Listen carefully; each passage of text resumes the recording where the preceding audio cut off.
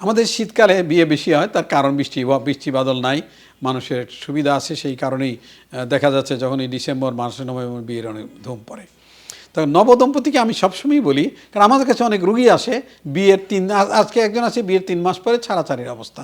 তার কারণ তাদের একজনের সঙ্গে একজনের মনের মিল হচ্ছে না, তারা একজন আরেকজনের সঙ্গে মানে সেক্সের প্রবলেম হচ্ছে, সে ইরেকটাইল ডিসফাংশন হচ্ছে, ইচ্ছা করতেছে না বা তাড়াতাড়ি শেষ হয়ে যাচ্ছে।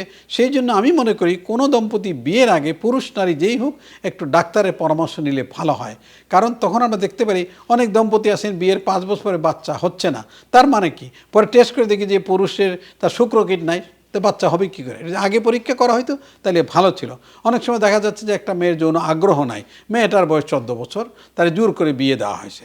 তারপর দেখা যাচ্ছে যে অনেক সেটেল ম্যারেজ করা হচ্ছে। সেটেল ম্যারেজ মানে তাদের কোনো পরিচয় নাই, পরে হয়তো মেয়ের আগের কোনো সম্পর্ক ছিল, ছেলের সম্পর্ক ছিল, তারা ওই সম্পর্ক চিন্তা করে এটা ম্যাট্রিমোনিয়াল প্রবলেম হয় এবং ছাড়াছাড়ি হয়। তাই বিয়ের আগে একটা ইতিহাস নিতে হবে ছেলে মেয়ে দুইজনকে, তাদের কোনো পছন্দ আছে কিনা। যদি পছন্দ না থাকে তখন গার্জিয়ান তার বিয়ের ব্যবস্থা করবেন অন্য জায়গায়, আর পছন্দের চেষ্টা করবেন পছন্দের নারী পছন্দের পুরুষজন তার নিজেদেরকে বিয়ে করে।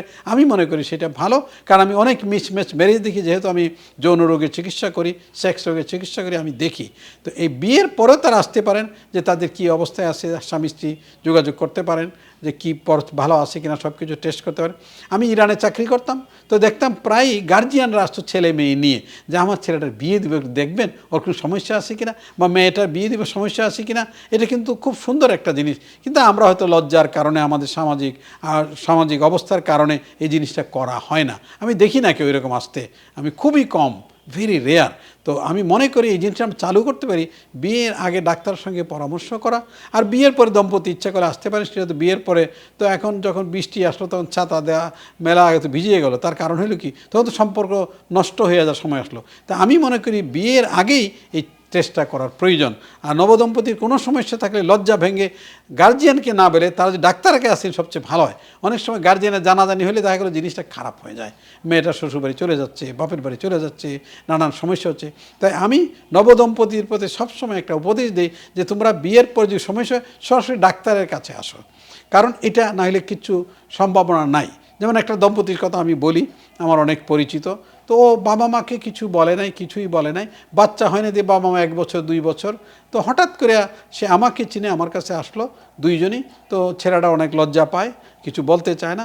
আসলে ওদের 2 বছরে কোনো মেলামেশাই হয় নাই, বাচ্চা কোথার থেকে আসবে, বাচ্চা হয় নাই, কিন্তু বাবা মাকেও বলে নাই। আমি পরে তাদেরকে বললাম ঠিক আছে তোমরা চেষ্টা করো। চেষ্টা করলো, তখন অনেক বেশি সমস্যা, মানুষ নানা প্রশ্ন করে চলে গেল কানাডায়। কানাডা যাওয়ার পরে কিন্তু তারা এই যে ওষুধপত্র খেয়ে এখন বাচ্চা হয়েছে, সন্তান হয়েছে। এবং হাল ছাড়লে হবে না, 5 বছর হইতে পারে, 10 বছর হইতে পারে, তাই হাল ছাড়তে হবে না, কারণটা নির্ণয় করতে হবে কেন সন্তান হচ্ছে না।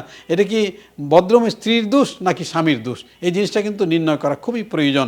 বেশিরভাগ ক্ষেত্রে আমাদের দেশে দেখা যায় যে মেয়েদের কি দোষারোপ করা হয়, বাচ্চা হয় না, ছেলেদের দোষারোপ নাই। আমি একজনকে চিনতাম, একজন প্রকৌশলী, তিনি আর বাচ্চা হয় না বলে দ্বিতীয় বিবাহ করার জন্য ওনার মা আমার কাছে আসলেন। বললাম কেন, বউকে দোষেন কেন, আপনার ছেলের খবর কি? ছেলেকে ডাকলাম, দেখা গেল ছেলেরা শুক্রকীট নাই, কম, অনেক কম। ট্রিটমেন্ট করলাম, 2 মাস পরে সন্তান সম্ভব হইলেন, এবং ওনার 2টা বাচ্চা এখন ওই স্ত্রীর ঘরেই, কিন্তু স্ত্রীকে রেখে উনি একটা বিবাহের সম্ভাবনা ছিল। তাই আমি বলবো যদি কোনো বিবাহ নয়, স্বামী স্ত্রী দুইজনকেই সমানভাবে পরীক্ষা